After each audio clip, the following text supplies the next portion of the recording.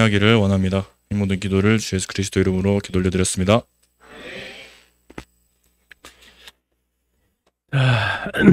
이제 예수님의 생애 마지막 예루살렘으로 가는 길 되겠습니다. 지난번에 이제 빌립보 가이사랴 가셔서 신앙 고백 받으시고 변화산에 가셔서 엘리야 모세랑 같이 나타나셔서 예루살렘에서 별세하실 것 엑소도스라고 그랬죠. 우리 잠깐 오늘 누가복음 어차피 읽을 거니까 그 부분 같이 좀 보도록 하겠습니다. 누가복음 9장 한번 펴보실까요?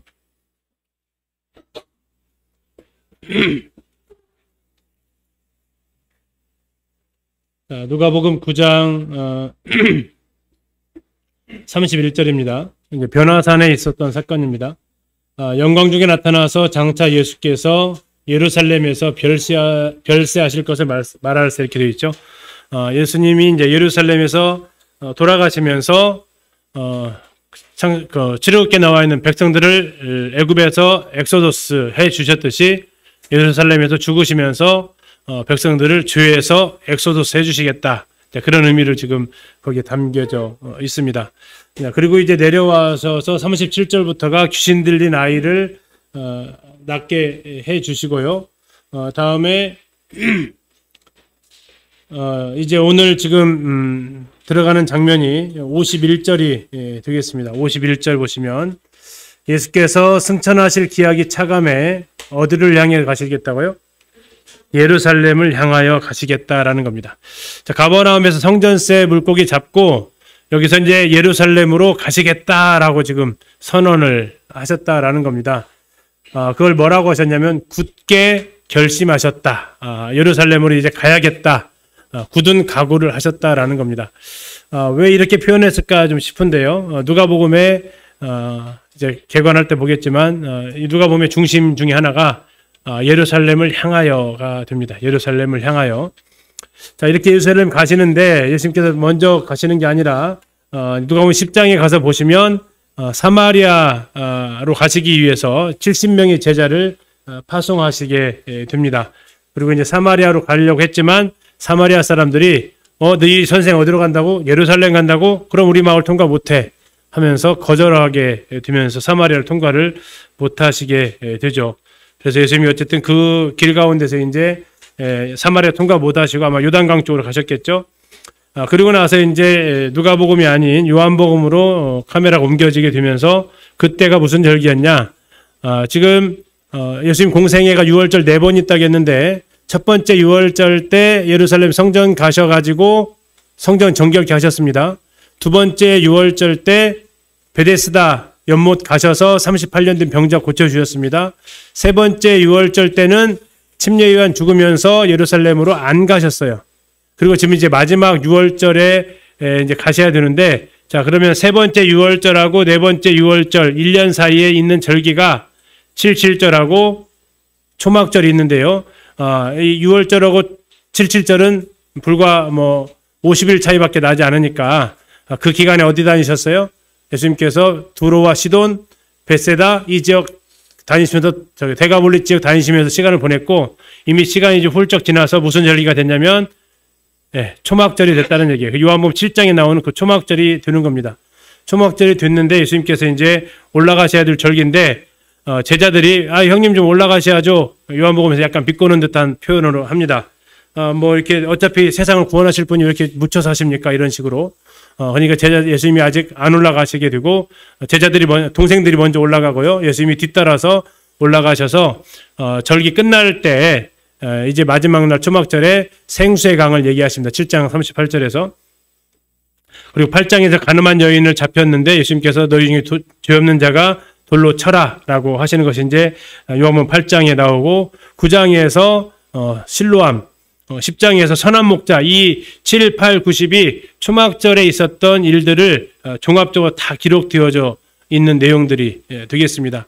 자, 초막절에 있어서 이 실로암이 왜 중요한가 하면 이 초막절 제일 마지막 때에 이 초막절이 끝나면 이스라엘은 우기로 들어갑니다. 자, 초막절을 통해서 마지막 하나님 앞에 대성회 마지막 8일째 대행사를 하는데요. 비가 오기를 바라는 우리나라식으로 말하면 기우제 비슷한 형태가 됩니다. 비를 좀 내려달라는. 다시 말하면 하나님께서 우리 백성을 용서하시고 사랑하신다는 그 표로 비를 내려달라는 물축제를 벌입니다. 물축제. 그럼 물축제의 근원이 어디냐면 실로암이에요. 그래서 실로암에서 이 제사장들이 거기서 물을 길러가지고 초막절에 버드나무에다가 물을 주면서 비가 오기를 간절히 바래요. 그래서 이 초막절 때 마지막 날에 제일 핫한 곳이 어디냐면 실로암입니다. 그리고 그날은 정말 축제이고 정말 비 오기를 간절히 기다려요. 그러면서 9장에 뭐가 나오냐면 날 때부터 소경된 사람이 나와요. 그리고 날 때부터 소경된 사람한테 예수님이 어떻게 고쳐주세요? 짜자로 고쳐주시는 게 아니고 진흙을 갖다가 눈에다 발라요. 왜 발랐을까요? 씻지 않으면 안 되게 발라요. 그렇죠? 그래서 씻게 만들어요. 대신 어떻게 하세요? 실로암 못에 가서 씻으라고 그래요. 왜? 거기가 그들이 그렇게 기다리던 소경에게는 정말 소리만 늘 들어왔던 축제의 분위기를 이제 눈 뜨고 보게 해주시는 그런 상황 가운데 있는 그 실로암이라는 거죠. 실로암 잠시 한번 가서 볼게요. 실로암이 이제 예루살렘에 있습니다. 가서 보시게 되면 히스기야 터널하고 연결이 돼요. 히스기야 터널이 이제 기온샘에서부터 물을 어디로? 실로암으로 보내는 거예요. 실로암의 뜻이 뭐라 그러죠? 보냄을 받았다라는 뜻이에요. 뭘 보낸 거예요? 물을 보낸 거예요. 어디서 어디로 보내요? 기온샘에서 실로암으로 보내요. 이게 실로암이라는 뜻이 무엇이냐? 보냄을 받은 물들이에요. 물은 기온샘에서 보냄 받았다면 이 맹인은 예수님께로부터 보냄을 받아가지고 실로암까지 가게 되는 거죠. 히스기야 물이 이런 경로를 따라서 기온샘에서부터 약 533m를 이렇게 갑니다. 이렇게 도착을 하는 곳이 여기가 이제 실로암이고요. 이것을 원래는 암벽이었는데 우리가 역사 설 때 이제 히스기야 터널 본 적이 있었습니다. 그걸 뚫어가지고 이쪽에 물을 보냈죠. 기온샘에서 실로암으로 물을 보낸 겁니다. 자, 그리고 이제 이곳에 도착을 하는데 이 도시로 하면 지금 이 예루살렘 성전이 있다면 이 밑에 지금 있는 거고요. 원래 기온샘은 성 밖에 있어서 적들이 침입해 오면 샘이 노출되니까 이 물을 여기까지 이제 끌어들인 거죠. 여기로 들어오게 되면 이제 이렇게 물들이 여기 모여 있습니다. 이 물들이 아까 기온샘에서 온 물들이 지금 이렇게 모여진 거고요. 이게 모여진 물들이 이제 이렇게 형성이 되어 있다면 원래 이렇게 이게 지금 계단인데 실로암 이렇게 더 밑으로 쭉 내려가서 더 파내야 돼요. 형태를 갖다 이렇게 찍으면 복원도가 이렇게 생겼습니다. 이게 지금 실로암이고 아까 지금 보이셨던 것 이만큼 보여지신 거 이만큼 더 많이 파야 되는 거고요. 그래서 이제 이게 저희들이 23년도 1월 달 같아요. 갔을 때 이렇게 되어져 있어요. 이게 계단이 아까 보셨던 그 계단인데 이번에 이제 가셔가지고 8월 달에 가셨던 분들 이걸 보셨어요. 정말 좀 기억나시죠? 네. 이게 지금 아까 있었던 걸 파낸 거예요. 뭐 하려고? 실로암 연못을 복원시키려고 이 공사를 지금 한 겁니다.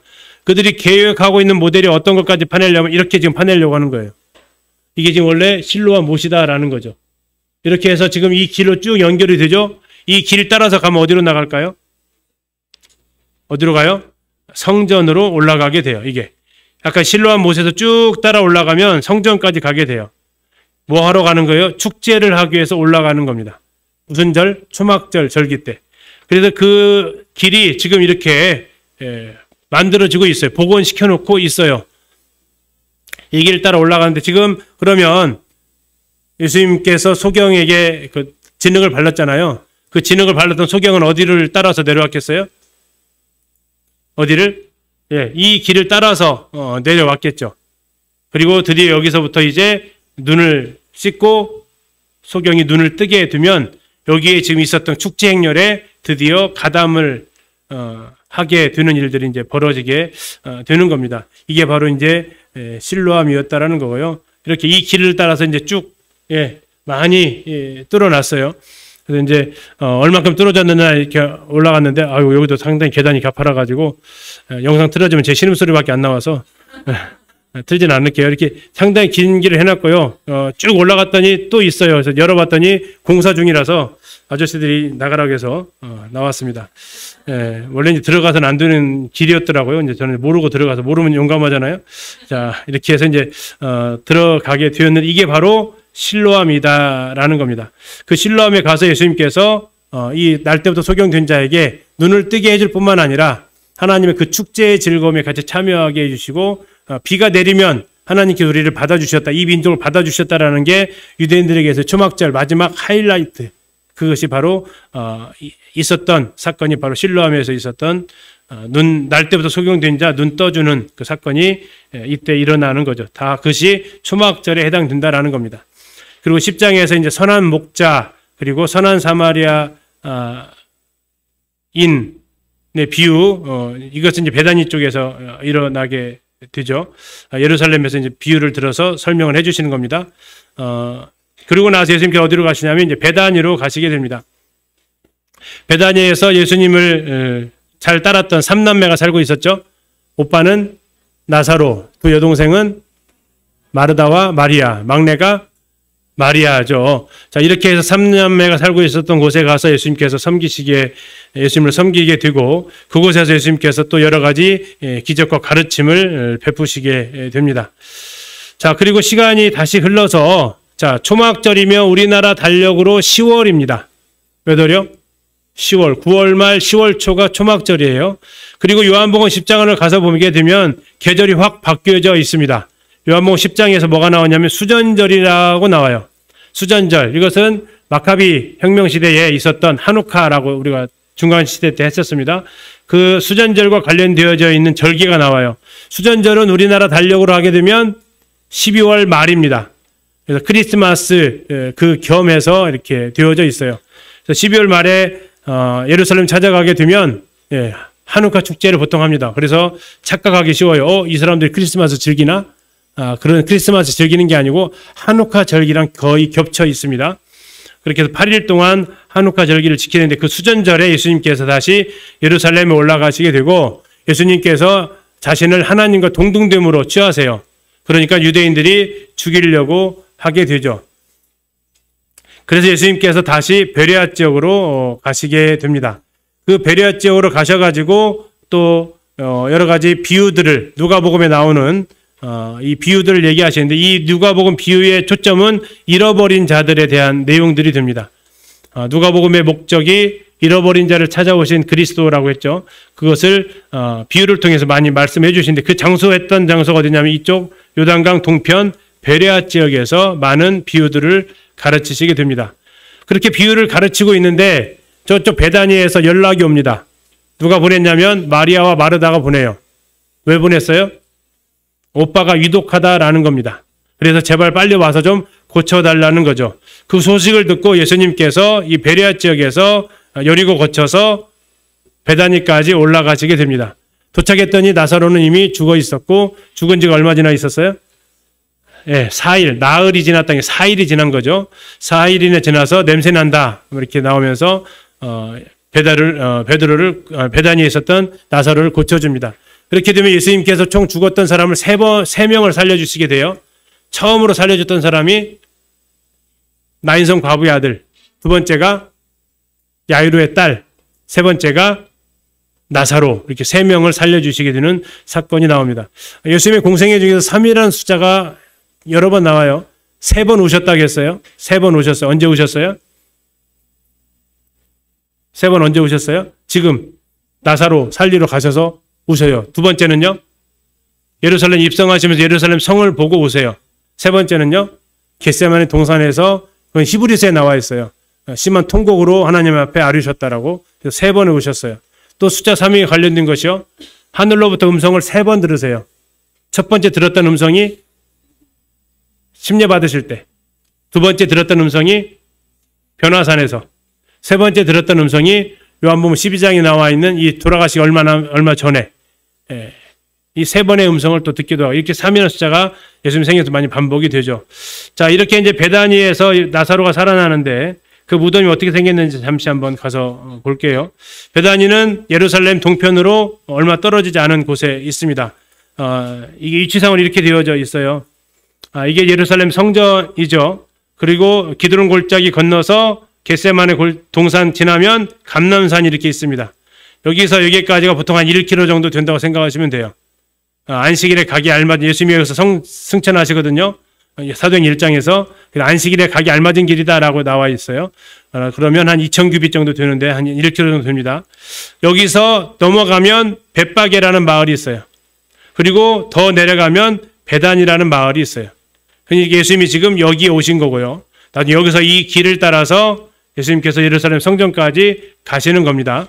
그러면 나중에 이 벳바게에서 넘어갈 때 나귀 타고 가시면서 호산나 이 찬양을 부르는 거고요. 나사로의 이 개발되기 전의 모습입니다. 지금은 이런 모습 아닙니다. 완전히 고쳐져 있고요. 관광객들에게 드러나기 전에 이제 모습이고, 이렇게 들어갈 수 있었던 곳인데, 기념교가 세워지면서 이 출입구가 완전히 달라졌어요. 그래서 지금은 출입구가 이렇게 되어져 있습니다. 원래 이게 출입구 아닙니다. 저 반대쪽에 있어요. 근데 거기는 지금 기념교가 생기면서 막아져서, 성지답사 가면 일로 들어가게 되어 있죠. 이렇게 입구가 이렇게 되어져 있고, 안에 들어가면 계단을 올라해서 여기 지금 누구 보이시나요? 사람 이 안으로 이제 들어가게 된다라는 거예요. 무덤이 이 안에 모습이 지금 그려져 있습니다. 그리고 이제 이게 이제 비잔틴 시대의 그 모습이 이 안에 이제 들어가는 길이 있다라는 겁니다. 잠시 영상 한번 이것은 좀 보고 가도록 하겠습니다.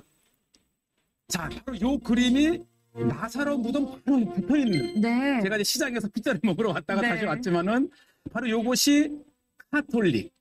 이제 이게 카톨릭에서 이 나사로의 기념교회를 만들어 놓은 거예요. 아, 나사로를 기념하고 있는 교회를 예. 네, 저희가 지금 보고 있습니다. 이미 1400~500년 전서부터 이곳에 교회가 지어졌기 때문에 물론 이 이슬람 무슬림에 의해서 무너지긴 했고 다시 건축되고 또 무너지긴 했지만은 그 유적들을 통해서 이런 것들은 다 로마 시대 때거든요. 아, 로마 시대 흔적을 보여주는 또 예. 문양들이 있군요. 왜 이 나사로가 중요하냐면 네. 예수님이 부활하실 그 징조거든요. 네. 죽었던 나사로가 다시 살아난 사흘 만에 살아난 것처럼 네. 예수님도 무덤에서 살아나셨다고 하는 것을 그렇죠. 징조이기 때문에 네. 이곳에 이미 이렇게 교회를 지어놓고 자 보시죠. 아까 마리아, 네. 그 마리아는 베다니 마리아입니다. 마르다. 이곳이 또 마리아 마르다의 고향이기도 예, 이게 합니다. 삼남매. 네. 그러니까 예수님은 예루살렘에 사역을 하시면서도 네. 이 가난한 동네 베다니의 친구를 삼으시고 네. 정말 검소하셨던 예수님의 모습을 볼 수 있고요. 정말 은혜로워요. 이 교회 안에 들어오게 되면 아니, 굉장히 또 예. 행보에 특히 이 마리아, 마르다, 나사로와 관련된 성화를 교회의 네 면에 이렇게 그려놨습니다. 그렇군요. 예, 이곳에 오셔서 이 묵상하면서 이 성화만 봐도 이곳이 베다니 예수님의 친구 마리아, 네. 또 마르다, 나사로를 보실 수 있고 그 대표적인 클라이막.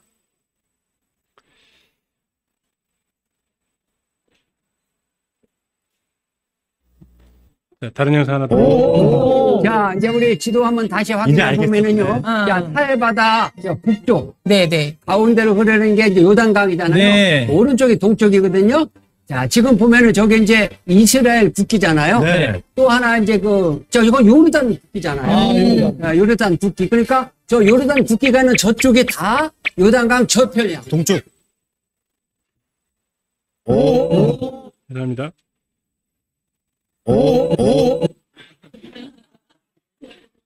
네, 잘못 들었어요. 이 마을을 들었으면 이미 이 나사로가 아주 도배되어 있을 정도로 나사로의 그냥 나사로 그 집터 기념교회 나자리아, 예, 즉 나사로의 마을이란 뜻이죠. 예, 이 나자리아 하면 이제 베단이라 이렇게 하시면 되고요. 네. 그 위치는 어느 정도에 있나요? 그러니까 예루살렘에서 감람산 너머 바로. 아, 그래서 그리 멀지 않군요. 그렇죠. 네. 원래 이게 이 베다니가 베이트 아니, 이게 아니가 이제 가난한, 즉 가난한 집이라는 뜻인데 이제 뭐 예루살렘이 도시라면 네. 그 산 넘어 있었기 때문에 아마 가난한 사람들이 살았지 않았는가. 작은 마을, 뭐 동네. 나사로 무덤 써 있죠. 그런데 이 마을에서 죽었던 나사로가 네. 살아나는 거예요. 근데 지금 어디를 들어가시는 건가요? 이게 이제 나사로의 무덤으로. 아, 여기가 바로 그 나사로가 그 죽어서 묻혔던 바로 그 무덤. 여기를 찾을 때쯤 되면 진짜 네. 무덤으로 들어가는 것 같아요. 네. 아니, 근데 굉장히 깊어 보여요. 한 10여 미터를 네. 계단을 타고 내려가니까 오. 이제 고대는 대부분의 이제 무덤이 네. 이 굴을 차서 만들었기 때문에 이 들어가면 진짜 나사로가 묻힌 무덤이 있다 그러고요. 그다음에 이 무덤을 둘러싼 이 공간에서 이쪽으로 이게 언덕이니까 이쪽으로 가게 되면은 이 예전에는 나사로의 무덤을 이쪽으로 들어온 게 아니고 이쪽에서 오갈 수 있는 터널이 있었다고 합니다. 그러니까 이게 계속 그 음성이기 때문에 위에서는 깊이 들어가지만 이그 깊이에서 하면 길이 있습니다. 이제 그 지역에 예 네. 근데 현재는 저 통로가 지금 막혀 있는 거죠? 그렇죠. 이제 고대에 왜냐면 이게 모스크로 연결된 통로들이 나갔고요. 그렇군요. 근데 기독교인들은 네. 이제 나사로의 무덤을 보기 위해서 들어가는데 근데 굉장히 좁아요. 진짜 무덤이에요. 네. 예. 진짜 좁네요. 예. 여기가 바로 그 나사로가 묻혔던 그 무덤. 제가 이제 오신 네. 분들을 이렇게 이를 들어갑시다 그러면은 네. 여기 무덤 아니에요? 그러니까 여기 들어가도 돼요. 진짜 조금 이렇게 선택할 정도로 그러니까 나사로가 다시 살아났기 때문에 사실상 빈 무덤인 거죠. 그렇죠. 네. 빈 무덤이고 네. 지금 이 나사로의 무덤을 통해서 이제 예수님 당시 때에 네. 하나의 또 무덤 형태를 이렇게 보시게 되고요. 네. 그리고 이렇게 이 예. 공간에 또 무덤이 무덤 안에 네. 또 다른 이제 물을 만들어서 이쪽에 이제 가족 무덤처럼 이렇게 되어 있고요. 그러니까 이게 성경의 그 역사를 찾아서 가서 나사로가 묻혔던 그 무덤, 지금 빈 무덤이죠. 예수님에 의해서 사흘 만에 살아났기 때문에 현재는 빈 무덤이 맞습니다. 그렇지만 이 생생한 그 현장에 들어가서 네. 그곳에서 나사로의 살아나는 성경들을 읽고 기도하고 이거야말로 신뢰가 아닌가 생각이 되고요. 나사로의 무덤 이 배단이가 오래된 것처럼 아주 높은 성체도 있고요. 네. 이곳은 이 나자리아라고 하는 이 지역에 네. 자, 이렇게 이제 나사로의 무덤인데요. 처음 저기 갔을 때, 아니, 어떻게 저기를 배로 동인체로 나왔지? 저 계단을. 근데 이제 나중에 알고 저게 출입구가 아니고, 원래 출입구는 다른 쪽에 있었다라는 겁니다. 예배당이 들어서면서, 저쪽에 이제 임시 출입구로 좀 뚫어 놓은 거죠. 이렇게 해서 나사로를 살리시게 됩니다. 그리고 이제 예수님을 죽이려는 음모, 나사로까지 같이 죽이려는 음모를 피해서 예수님께서 에브라임 지역이라는 지금 이제 에브라임 지역이라고 하는데 예루살렘 위쪽에 이렇게 있습니다. 그곳으로 예수님께서 이제 도피를 하시게 되고 여기는 지금도 기독교 마을로 되어져 있어요. 잠시 영상만 잠깐 한번 보실게요.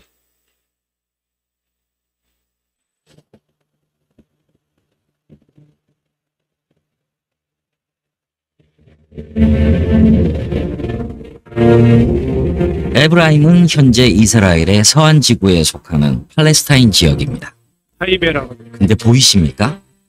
마을 한가운데 서 있는 저 십자가. 지금 저는 그 에브라임이라는 동네 현재 지명 타이베라고 하는 마을에 와 있습니다. 예수님께서 나사로를 살린 후에 유대인들의 시기로 유대인들이 예수님을 죽일 모의를 할 때 예수님께서 빈들 가까운 곳 에브라임이라는 동네에 머무시더라. 요한복음 11장 54절의 말씀입니다. 그것의 전통에 따라서 예수님께서 빈들 가까운 곳 이곳 에브라임에 머물렀다는 것을 기념을 해서 이렇게 교회가 세워져 있고 예수님이 머무셨던 빈 들판에 세워진 교회터는 비잔틴 시대에 세워진 것인데요. 불타고 무너진 흔적만이 교회였다는 것을 보여줍니다.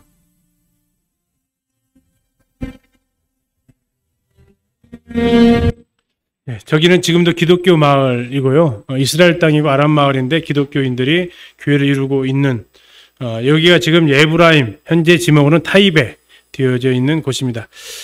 자, 위에 있는 빨간색 선 위에까지가 초막절과 관련된 절기예요. 그리고 밑에는요 수전절과 연관되어져 있는 사건들입니다. 자, 그리고 나서 이제 그 밑으로 다시 내려오게 되면 10명의 문둥병자 누가복음 17장에 나옵니다. 그래서 한 명만 감사로 왔다라는 얘기. 다음에 뭐 과부와 바리새인 18장에 나와 있는 그 기도, 또 부자 청년, 또 포도원 품꾼 이야기 하면서 예수님께서 다시 한번 이제 3차 순환 예고를 하시는 이야기가 이쪽 베레아 지역에서 일어나게 됩니다. 그리고 이제 다시 예수님 마지막 보시면 계속 여기서 지금 돌아다니신다라는 걸 볼 수 있어요. 유대 베레아 지역을 따라서. 그리고 이제 예수님께서는 여리고로 가셔서 이제 이 여리고는 마지막 방문입니다. 그리고 예수님께서 이 길을 따라서 예루살렘까지 올라가시는데 가시다가 한 번 두 사건이 있죠. 한 번은 바디메오 날 때부터 소경되었던 사람. 두 번째는 삭개오를 구원하시는 이야기 나오면서 삭개오 이야기 나오는데 이게 누가복음만 나오죠. 그리고 이 사건을 통해서 인자가 온 것은 잃어버린 자를 찾아 구원하려 합니다라고 말을 하게 되는 장소가 바로 이 여리고에 있었던 삭개오 관련된 곳입니다. 삭개오가 올라갔던 나무가 무슨 나무예요? 저희 세대는 뽕나무라고 해도 되는데 우리 젊은 세대는 뽕나무라고 하면 안 되고 색이 바뀌었잖아요. 돌무화과 나무라고 해야 되죠. 돌무화과 나무가 이제 이렇게 생겼습니다. 밤에 본 거고요. 낮에 보면 이렇게 생겼어요. 어떻게 올라갈 만 합니까? 충분히 올라가겠죠. 조금만 올라가도 이렇게 되어지는 나무들 있습니다. 여기에 이제 올라갔다. 원래 개역 한글에서는 뽕나무라고 되어 있다가 개역 개정 나오면서 돌무화과 나무로 바뀌어서 나오게 됩니다. 여리고 가면은 꼭 보는 나무 중에 하나죠. 자, 이렇게 여기서 이제 삭개오가 예수님을 만나게 되고요. 그리고 예수님은 어디로 이제 가시게 돼요? 베다니로 올라가셔서 마리아가 예수님께 향유를 붓게 됩니다. 향유를 부은 마리아를 예수님께서는 복음이 증거되는 어디든 기억하라고 하시고요. 놀라운 것은 마리아는 향유를 부었는데 왜 부었다고 예수님께서 평가하세요? 장례를 위해서 했다라고 그래요. 자, 이 베다니 마리아는 부활하신 날 왔어요? 안 왔어요? 무덤에? 안 왔죠. 이미 향유를 부었으니까. 근데 부활하셨던 날 아침에 왔던 여자들이 있어요. 향유를 준비해서. 향유 부었어요? 못 부었어요? 못 부었죠. 이미 부활을 하셨으니까. 타이밍 놓치면 준비만 해놓고 못하는 경우들이 생기죠. 자, 그러면서 이제 여기에서 하시고 나머지 일정은 베다니아하고 예루살렘을 왔다 갔다 출퇴근하시는 일정입니다. 자, 이제부터 성경에서 가장 많은 분량을 차지하고 있는 내용들이고요. 마태복음은 21장부터, 마가복음은 11장, 누가복음 19장, 요한복음 12장의 그 사건들부터 시작을 합니다. 날짜는 오늘과 같은 일요일입니다. 예수님께서 뭐 하세요? 나귀 타고 예루살렘 입성하세요. 무슨 나무를 들고 사람들이 맞이해요? 종려나무 가지 들고 맞이해요. 종려나무는 왕에 대한 상징입니다. 근데 왕은 왕인데 정치적인 왕을 상징하고 있어요. 종교적인 메시아는 올리브나무, 감람나무입니다. 그들이 종려나무를 들었다는 얘기는 그들이 생각하는 메시아는 정치적 메시아였기 때문에 그래요. 자, 열렬한 환호를 합니다. 자기 겉옷을 바닥에 깔 정도로 환호를 하고 넘어가게 되죠. 그리고 나서 이제 예수님은 다시 퇴근하십니다. 어디로? 베다니 나사로 그 집으로. 그 다음 날이 이제 무슨 요일이에요? 월요일이죠. 월요일 날 나오시는데 무화과 나무가 있어요. 잎이 무성해요. 그래서 뭐가 있을 것인가 하고 가서 보셨어요. 뭐가 있어요? 열매가 없어요. 그래서 어떻게 하세요? 저주를 하십니다. 그리고 들어가셔서 성정 전결을 하세요. 이게 월요일 있었던 사건입니다. 자, 그러면 저 무화과 나무의 저주 사건은 뭘 보여줘요? 방금 전날 일요일 날 백성들이 뭐 했어요? 예수님을 아주 환호해서 맞이했어요. 그건 무화과 나무의 잎이 무성했던 것과 같아요. 근데 잘 아시죠? 결국 예수님을 십자가에 못 박으라고 외쳤던 사람들이 누구예요? 호산나 외쳤던 그 사람들이에요. 결국 뭐가 없는 사람이에요? 잎은 무성했는데 열매가 없었던 이스라엘의 모습을 그대로 보여주는 사건이에요. 마치 메시아처럼 환영을 했지만 가서 봤더니 열매가 없어요. 그래서 곧 그들이 돌변해가지고 예수님을 죽이는 데에 제사장들의 충동에 의해서 그 길을 가게 되는 거죠. 자, 그리고 2차 성전 정결을 하시고 다시 퇴근을 하십니다. 어디로요? 베다니로 또 오세요. 그리고 나서 화요일 날 갑니다. 다시 예루살렘 출근하는 길에 베다니, 월요일 날 만났던 베다니를 봤더니 무슨 일이 벌어져요? 말라버렸어요. 그러면서 얘기하시는 거죠. 이게 이스라엘의 현재 모습이다. 그들은 나중에 심판을 제대로 당하게 됩니다. 화요일 날은 무슨 일 하시냐면 가가지고 계속해서 권위 농쟁하세요. 세계 부자라고 여러분 말씀드렸습니다. 그리고 여러 가지 천국에 대한 비유, 이런 비유들을 계속 성전 안에서 거기에 있는 기득권층하고 계속 토론을 하시는데 결과는 예수님이 다 승리하시게 됩니다. 자, 수요일 날은 예수님의 행적이 없어요. 대신 그때 누가 움직이냐? 가룟 유다가 움직입니다. 뭐 하려고요? 예수님을 팔려고 계획을 하게 됩니다. 자, 목요일 날 다시 베다니에서 예루살렘으로 출근을 하시게 됩니다. 그리고 제자들한테 명령을 합니다. 6월절 만찬 먹을 집 준비해라 라고 얘기하시죠. 그리고 예수님 어디로 가세요? 마가다락방으로 가시게 됩니다. 거기에서 제자들 발을 씻겨주시고 그때 유다가 예수님을 팔 것을 예수님께서 말씀하시죠. 어제 읽으셔서 마태복음에서 제자들이 뭐라 하겠어요? 나는 아니지요 했는데 누구도 그렇게 얘기했죠? 가룟 유다도 주님 저 아니죠? 했더니 주님 뭐라고 하셨어요? 네 할 일이나 어서 해라 라고 얘기하죠. 네 할 일이 뭐예요? 나 파는 일 어서 해라 라고 한 거죠. 주님이 그 자리에서 바로 너잖아 이렇게 했으면 어떻게 됐을 것 같아요? 제자들이 다 알아봤겠죠. 그러면 유다가 이제 그 일을 못할 수도 있어요. 근데 예수님이 뭐라고 했냐면 네 일을 해라 라고 했어요. 제자들은 그걸 뭘로 해석했어요? 아, 네가 돈 계산하니까 뭐 그거 가지고 할 일이 있나 보다라고 이야기를 하셨던 거죠. 아무튼 참 유다의 뻔뻔함이죠. 나는 아니죠. 그렇게 물어본다라는 것 자체가 이미 속 계산 다 하고 있으면서 자, 그렇게 하시고 나서 예수님께서 이제 나오시게 됩니다. 그 최후의 만찬 하시고 이제 요한복음 이제 15장으로 가서 보시면 14장 끝에 일어나셔서 나오시면서 포도밭을 지나가시는 것 같아요. 그래서 포도나무 비유 얘기하시고 성령에 대해 얘기하시고 17장에 가셔서 겟세마네 그 기도 하시기 전에 요한복음 17장에 하늘을 향해서 예수님이 하셨던 기도가 있습니다. 이게 진짜 주기도문이에요. 마태복음은 주님께서 가르쳐 주신 기도문이고 요한복음 17장이 진짜 주님의 기도문이고 여기서 최후의 기도를 하시고요. 제자들을 위해서 중보기도까지 하십니다. 요한복음 18장에서 겟세마네에 가서 기도하시죠. 3번에 걸쳐서 자기 부인을 하십니다. 나중에 누가복음 읽어보면 누가는 의사이기 때문에 떨어지는 땀방울이 핏방울처럼 되었다 라는 것을 의학적으로 설명을 해내는 거죠. 그것이 누가복음의 또 특징이기도 합니다. 의사만이 알 수 있는 모습이기도 합니다. 아무튼 그렇게 해서 겟세마네에서 하는데 유다가 사람들을 데리고 와서 예수님을 체포해서 끌고 올라가게 됩니다. 어디로 가냐면 최후의 만찬했던 장소 그 근처까지 가게 돼요. 그리고 드디어 금요일 날 새벽부터 밤새도록 예수님이 신문을 받으시게 되고요. 베드로는 그 앞에서 예수님을 부인하게 되고 예수님은 산헤드린 공회로 가셨다가 또 신문을 받으시게 됩니다. 그 과정 속에서 유다가 죄책감을 느껴서 자살하게 되죠. 30냥 은 30 갖다 줬지만 다시 무르진 않으니까. 그리고 유대인들은 예수님을 빌라도한테 죽여달라고 새벽같이 가서 요청을 합니다. 결국 예수님이 십자가형에 처해지시고 그리고 오전에 봤던 그 비아 돌로로사의 길을 예수님께서 가시게 되죠. 이제 그 행적, 이 마지막 목요일 저녁부터의 행적을 좀 이건 나눠드리진 않았는데요. 이 그림 속에서 이렇게 확인할 수 있어요. 자, 빨간색 켜지는 것만 좀 유심히 보시면 되겠습니다. 첫 번째 일요일 날 종려주일날이라고 합니다. 그래서 요즘 기독교계에서는 종려주일이라고 해요. 예수님 예루살렘 입성한 날을 기억하는 겁니다. 호산나 하면서 예수님이 벳바가에서부터 예루살렘 성으로 들어가시게 됩니다. 그 다음 월요일 뭐 하셨다고요? 일요일 밤에 다시 돌아가셨다가 월요일 날 뭐 하셨어요?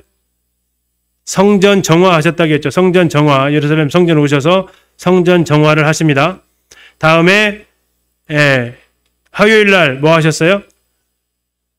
많은 논쟁을 하셨다겠죠. 세계 부자 논쟁, 그 논쟁을 하시게 됩니다. 그 다음에 수요일 날은 움직임이 없었다겠죠. 목요일 날 예수님께서 최후의 만찬을 하시게 되고 겟세마네로 가시게 됩니다. 이 겟세마네로 지금 가시게 되는 겁니다. 이 겟세마네입니다. 자, 그리고 예수님께서 그 밤에 잡히시게 되죠. 어디에서? 겟세마네에서 잡히시게 됩니다. 그리고 예수님을 끌고 이 기드론 계곡을 건너서 안나스 집으로 예수님을 데리고 가게 됩니다. 안나스와 가야바는 바로 같이 붙어 살았던 것으로 보여지게 되고요. 여기에서 예수님을 밤새도록 신문하게 되죠. 그러고 나서 새벽에 산헤드린 공회로 데려오는데요. 산헤드린 공회가 임시회의를 했기 때문에 성전까지 왔을지 아니면 대제사장 집에서 했을지는 모르겠지만 어쨌든 산헤드린 공회의 위치는 성전 있는 곳에 있습니다. 산헤드린 공회에서 금요일 날 새벽에 회의를 하게 되고 예수님을 정식 재판하지 않고 임시 회의에서 사형을 결정을 하게 됩니다. 자기들이 직접 죽이지 않고 누구한테 죽여달라고 그래요? 빌라도한테 죽여달라고 데려가죠. 물론 그 사이에 헤로드한테 왔다 갔다 건 좀 빠진 겁니다. 빌라도 앞에 새벽에 예수님을 죽여달라고 요청을 하게 됩니다. 그리고 이제 예수님을 빌라도 앞에 서서 자, 여기에서 했는지 아니면 여기 지난번에 말씀드린 안토니 요새에서 했는지 그것은 약간 좀 차이는 있습니다. 어쨌든 여기서부터가 비아 돌로로사 출입구가 되는데 예수님을 금요일 아침에 데려다가 십자가에 달리게 되죠. 그리고 오후 3시까지 예수님 계시다가 돌아가시고 무덤에 들어가시게 됩니다. 그리고 나서 예수님은 사흘 후에 부활을 하시게 되는데요. 예루살렘에 가면 우리 아까 보셨던 그 예수님의 성묘교회라고 있는 것도 있고 또 기독교에서 주장하는 정원 무덤이라는 것도 따로 있는데 아무튼 예수님께서 부활하신 날 아침에 예수님을 찾아간 사람이 제일 먼저 만난 사람이 막달라 마리아가 부활하신 예수님을 제일 먼저 만나게 됩니다. 그리고 마태복음에서 보게 되면 예수님이 두 여인한테 부탁을 합니다. 무슨 부탁을 하냐면 제자들한테 가서 내가 갈릴리에서 보겠다고 소식을 전해줘라 라고 부탁을 해요. 자, 그렇게 부탁을 하게 되고 이 소식을 가서 전하게 되는데 이 전하러 갔던 사람들이 베드로한테 찾아가게 돼요. 그리고 베드로와 요한이 열심히 달려오게 됩니다. 그리고 빈 무덤을 보게 되고 나중에 누가복음에 보게 되면 예수님께서 베드로를 못 만났기 때문에 베드로를 따로 별도로 그날 한 번 더 만나 주셨다고 기록되어져 있습니다. 예수님은 그날 또 어디 가셨냐면 엠마오로 가는 두 제자를 만나셔서 그들을 다시 회복시켜 주십니다. 이따 누가복음 읽으면서 확인은 좀 하겠고요. 그리고 다시 예수님 어디로 오시냐면 예루살렘으로 오셔서 제자들을 만나게 되는데 그때 누가 없었어요? 도마가 없었어요. 자, 여기까지가 예수님께서 부활하신 날 아침에 하셨던 일이에요. 부활하셨던 그날 아침에 참 많은 일을 하셨어요. 참 많은 사람들 만나러 다니셨어요. 어떻게 이게 가능할까요? 변화된 몸이니까 가능해요. 육신을 입은 몸이라면 하루 안에 소화 못합니다. 예수님 뭐 할 수 있었어요? 공간 이동을 할 수 있었어요. 그걸 어디서 우리가 확인합니까? 엠마오에서 확인합니다. 제자들이 예수님인 줄 알아봤는데 알아보니까 바로 예수님이 사라져버렸어요.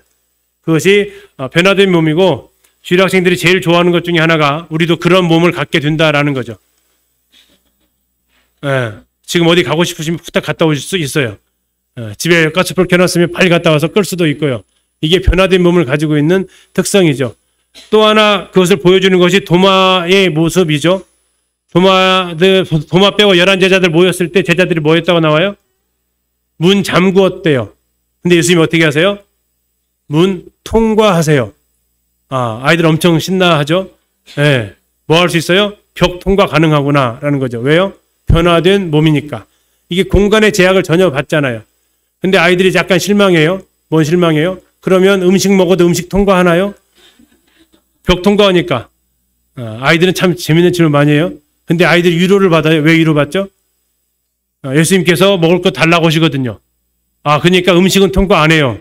그렇죠? 그러면 통과하고 싶으면 하고 안 하고 싶으면 안 하도 되는 몸이 변화된 몸이죠. 이게 하루 동안에 보여주셨던 예수님의 모습들이에요.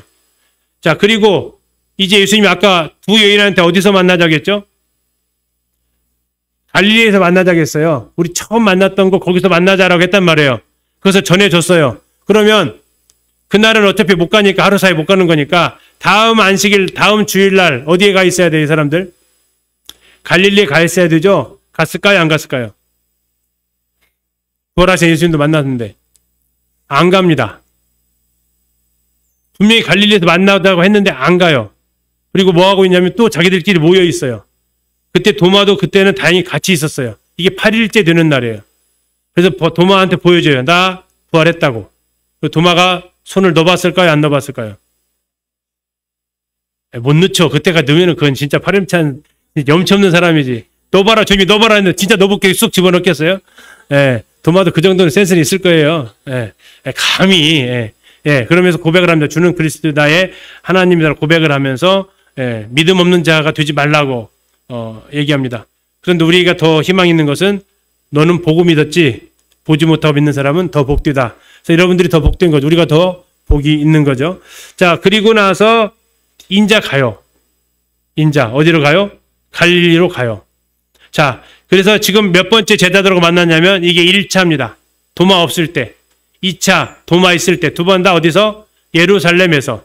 세 번째 갈릴리에서 만나요. 그래서 요한복음 21장에 보면 세 번째 나타나셨다라고 얘기해요.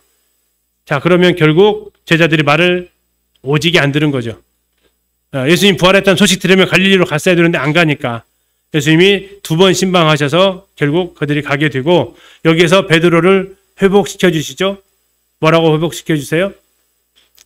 네가 나를 사랑하느냐? 몇 번 물어보세요? 3번 물어보면서 회복시켜 주십니다. 그리고 예수님이 제자들 데리고 산에 올라가셨다고 하는데 그것이 아마도 예수님이 제자를 선택했던 그 산일 겁니다. 거기서 지상 명령을 내리시죠. 너희는 가서 모든 족속으로 제자 삼아 아버지 아들과 성령의 세례를 주고 내가 너희 분반 모든 걸 가르쳐 지키게 하라. 마지막 임마누엘까지 말씀을 하십니다. 자, 지금 다 어디 계신다고? 지금 갈릴리에서 하신 겁니다. 그리고 다시 예루살렘에 내려오셔서 고린도전서 바울이 고백한 거예요. 500의 형제들에게 또 신방을 다 하세요. 40일간 주님이 하셨던 일이 그러한 일을 하신 것 같아요. 그리고 야고보에게도 나타나시고요. 그리고 나서 제자들이 다 보는 앞에서 어디서요? 감람산에서 승천을 하시게 됩니다. 영상을 다 못 보여드리는데 하나만 좀 보고 마무리하도록 하겠습니다. 베드로 수익권 교회인데요. 지금 예수님께서 부활하신 후에 만나자고 했던 곳이 어디예요? 이 갈릴리라는 얘기예요. 갈릴리. 제자들이 처음 만났던 곳. 여기를 가시게 되면 베드로 수익권 교회가 나와요. 자, 이렇게 생겼어요. 자, 베드로 수익권 교회가 여기입니다. 다음에 팔복을 설명하셨던 교회가 여기에 있습니다. 그리고 12제자를 택하실 때 우리가 아까 에레모스라는 그 보셨어요. 그 곳이 어디냐면 여기입니다. 이 굴. 자, 다시 보세요. 여기에서 얼마큼 떨어졌어요? 가깝죠? 여기가 지금 여기서 예수님께서 12제자 부르셨던 팔복산 저 위에 있습니다. 저 위에. 여기가 지금 팔복산이에요. 그러니까 여기가 팔복산, 여기가 예수님께서 12제자를 위해서 기도하셨다라고 하는 곳, 그리고 지금 여기가 예수님께서 세 번째 나타나셨다라는 곳. 근데 세 번째 나타나셨다라고 하는 요한복음 21장에서 저기를 뭐라고 표현하냐면 디베랴 바다라고 불러요. 그래서 디베랴 바다면 티베리아 쪽 아니겠느냐라고 이야기를 하시는 분이 계세요. 그런데 왜 디베랴냐? 요한복음이 기록되었을 당시에는 갈릴리 바다를 디베랴 바다라고 많이 불렀어요. 그때는 티베리우스 황제에 의해서 이제 사람들에게 익숙했을 때니까 디베랴 바다고, 전체적인 맥락으로 봤을 때는 처음 만났던 장소 바로 이곳, 여기서 지금 만나자고 하시는 겁니다. 그래서 부르심했던 장소, 제자들을 처음 불렀던 장소 이곳입니다. 이곳에서 이렇게 기도하시면서 부르셨던 장소, 그곳에서 다시 뭐 하시는 거예요? 베드로를 회복시켜 주시는 장소. 어디예요? 같은 곳. 요한계시록에서는 그래서 뭘 얘기하고 있어요? 처음 사랑. 예수님을 부인하고 했던 베드로, 예수님 부활하셨던 이후에도 세 번째, 두 번을 이미 만났잖아요.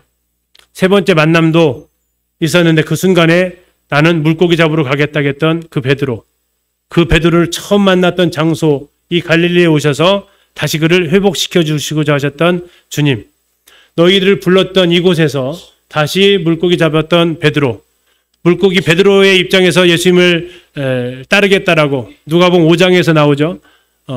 무서워 말라, 내가 너를 사람 낚는 어부로 만들겠다는 그 장소가 바로 이 장소.